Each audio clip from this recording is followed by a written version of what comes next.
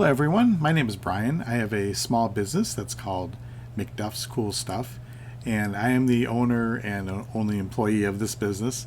And my goal is to find basically any items that I can buy for low and sell high, just like almost any other retail business does.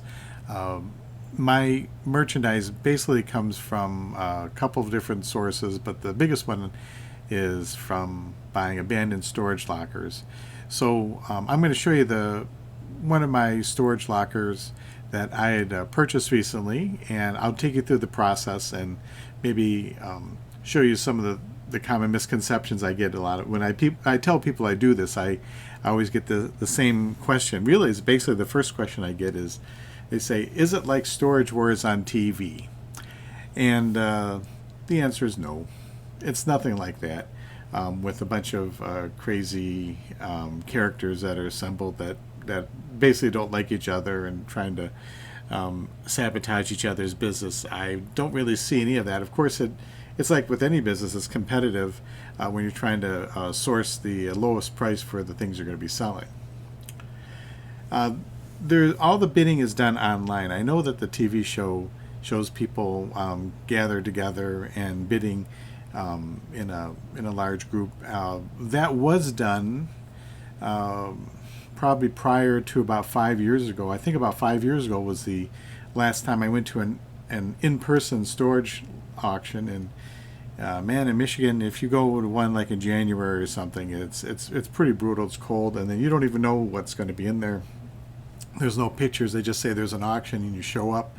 And then a lot of times when you get there, the auction, some of the units have been canceled because the people that own them had come and paid their rent.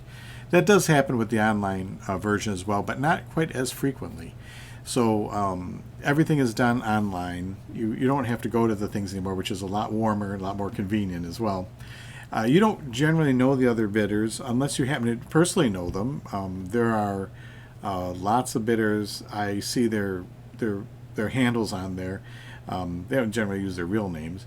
And I don't know who they are. You can't communicate with them like on eBay. We could talk to them and send them messages. You can't communicate them at all with them at all, and it's very unlikely that you know them.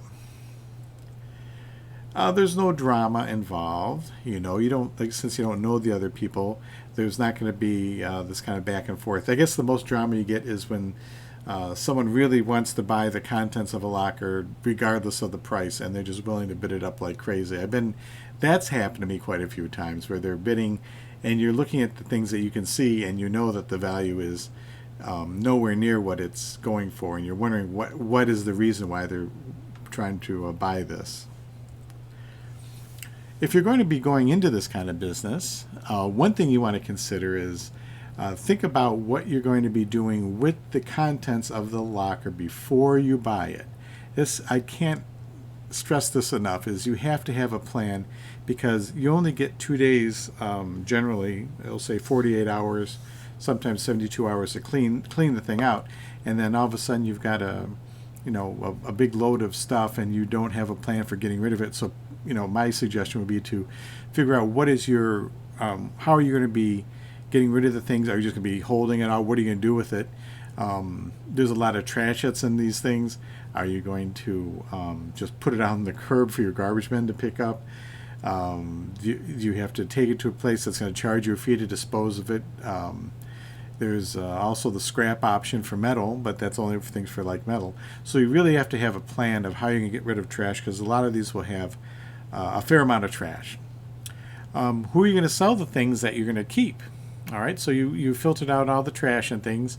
The things you have, are you going to be selling them online, Facebook Marketplace, eBay, all those kinds of things you're going to want to know before you even start bidding on these. There's a lot of preparation involved with it. The next point is, where are you going to keep the items you're going to sell? Because you're going to have to put them somewhere until you can sell them. And if you bought a large unit that might be 20 by 20 or something like that, you've got to have a place that you're going to put it. So basically, I have my own storage locker where I can put things until I can filter them out and get them ready for sale. the next point is you're going to want to buy a lot of these really large contractor cleanup bags. You can get them at Lowe's and Home Depot, place like that. Buy a lot of them because you're going to have a lot of garbage that you're going to have to filter out. And then the next thing, you want to make sure that you got like a van, a truck. If you don't have one, you're going to need to rent one at least for the day, or maybe a trailer. I've had good luck using the U-Haul trailers because they're covered, and that's going to be really important. But remember, every day that you keep that trailer or that truck is going to cost you money, and that's going to come off of the top of the profits you might make from this. So if you own a truck or something, I ended up I already had a truck. I ended up buying a small cargo trailer, and that's where I keep things temporarily until I get them into storage. Well, here you can see one locker that I'm bidding on right now. The high bid is $170. And about another 8 minutes or so, I'll find out if I'm the winner. I plan on increasing my bid a bit I'm looking at maybe around $200 or so for this pile of things. But inside of here, you can kind of see what we've got going on. Let's see if I can make the pictures a little bit larger. There's a kids tractor, snowmobile, or snowblower. For some reason, there's a pickup truck bumper from a rather large truck. Ladder. In the back, there is there's an old Burroughs adding machine back here, and those are probably worth, if it's working everything on eBay, around $50 to $75. So that'll go a long way to help paying for the locker. There's a better picture of it there. And there's a scooter. Some looks like maybe vintage or so golf clubs back there. There's a few tools. There's a computer down here. Looks like it's a Windows computer.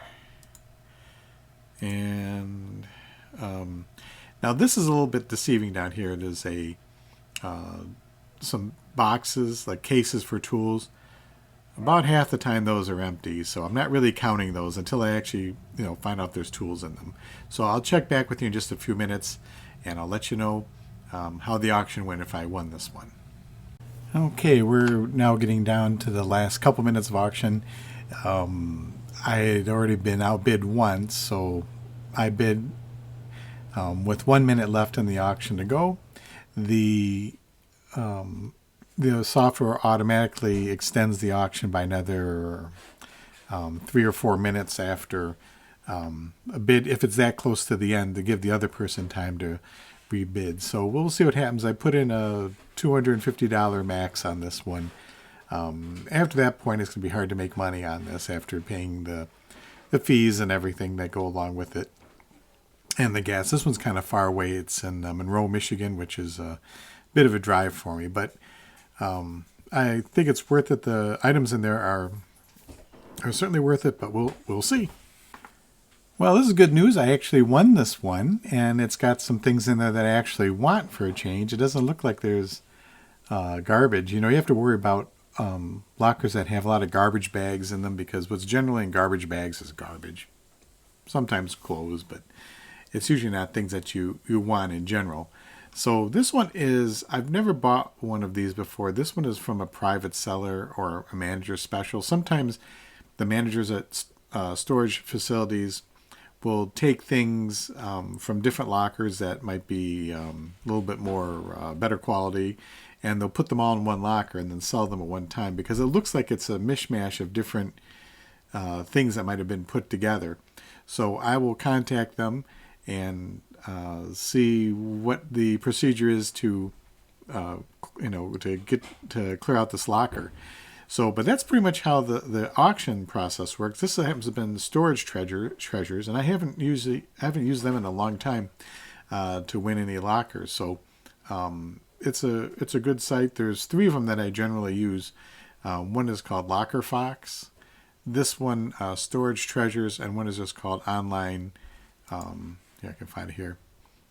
Online storage auctions, or self-storage auctions, and then one called Bid 13. Those tend to be kind of further away from me, so I I do use them only if there's some really good stuff in there. So I'll catch up with you when I get down to the locker, and then I'll show you what's inside. Well, hello everyone. As promised, here's the video of the storage locker that I won, and you'll see the process I went through to get it. But I just started digging through it, and I said, hey, I forgot I'm going to make a video about this. Well, so far we got a nice snow blower. It seems to, you know, it's got good compression and everything. Sounds good. There's no gas in it. Electric John Deere Child's tractor. There are a couple of power tools in here. They're not the ones that they say on the package, unfortunately. It's too bad. Those have been good ones. Okay, let's go inside here. Some Pilo CDs. And for some reason, there's a truck bumper in here. I don't know what I'm going to do with that. I think it's going to end up at the scrap yard. There's some toys. Computer. PC computer. Very old camera. Garden chemicals. There's a chair. There's that Burroughs adding machine, I believe it is. Right there. This is a bag, and here's probably the bag that would go with this camcorder. Spare tire. Okay, and look at this guy here. Nice, dusty fish. Here's a dolly. That's not a scooter I found. It's one of those ones that you pedal with your the back there. You pump with it to make it go. Vintage golf clubs. Hopefully they're not left-handed. There's a camera there. I don't know if there's actually a camera in it. Let's see. Oh, it's heavy. Let's see, is there a camera?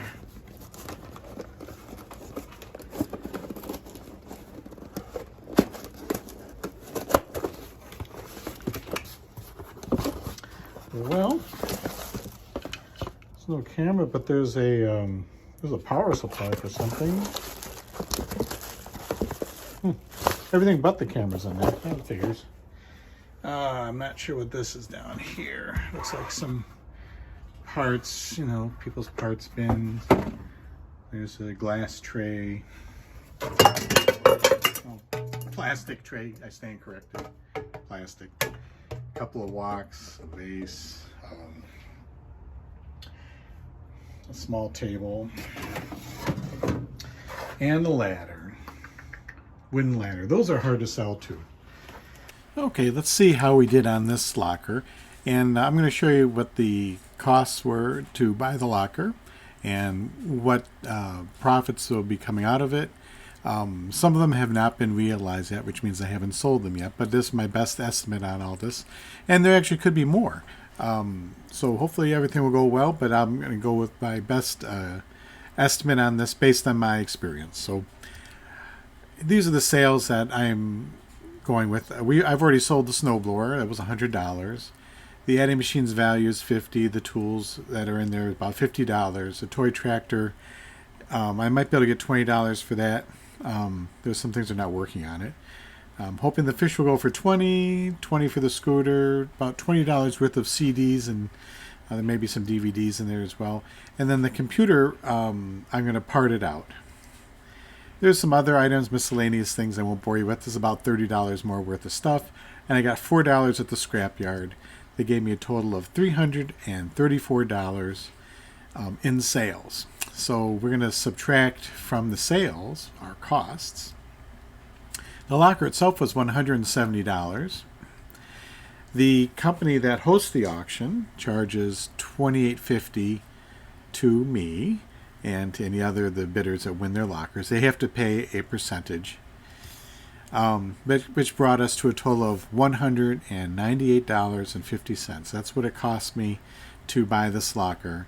So when you look at it, it says, well, your profit was $135.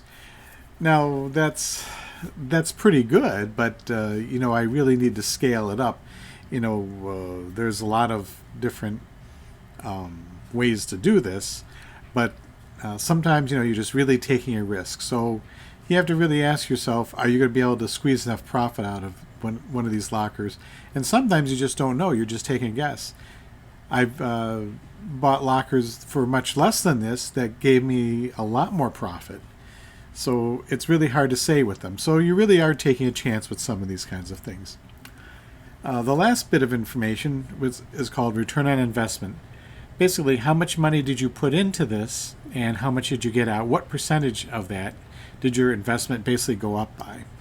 So the return on investment, or ROI, is the current value, which is what I valued it on the last screen, minus the cost of doing the business, of buying the locker and the auction costs, and you divide that by the cost of buying the locker. Those two numbers would be the same.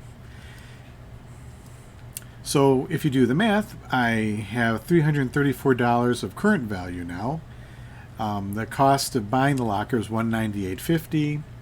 Then you divide that by $198.50, and I get a return of investment of 69%, which sounds great. Go, wow, you made 69% on your money, but the problem you realize is that you don't have enough money into it. Even if I would have doubled my money on all of this, it would have, it would have been kind of worth it to go do it. It was a lot of work to do all this stuff. But luckily, like I said, this one did not have a lot of garbage in it, and there's just a little bit of things to scrap. So it really wasn't a bad day, but I've had a lot better than this one. So that just kind of wraps it up. What is involved in buying one of these lockers? What kinds of things do you have to look out for? How do you figure out if you're making money at doing it? You don't always. This year was a pretty good year for me. I bought a lot of lockers, and I don't have, I have a full-time job as well. So I do this in my off hours, so I'm kind of limited. So my goal is to really scale this up to a much bigger operation, buying more lockers, and hopefully turning bigger profits with more merchandise to sell. But thanks for listening, everybody. I hope this was helpful to you. If you have any questions, feel free to leave them in the comments or send me a message on YouTube. Thank you.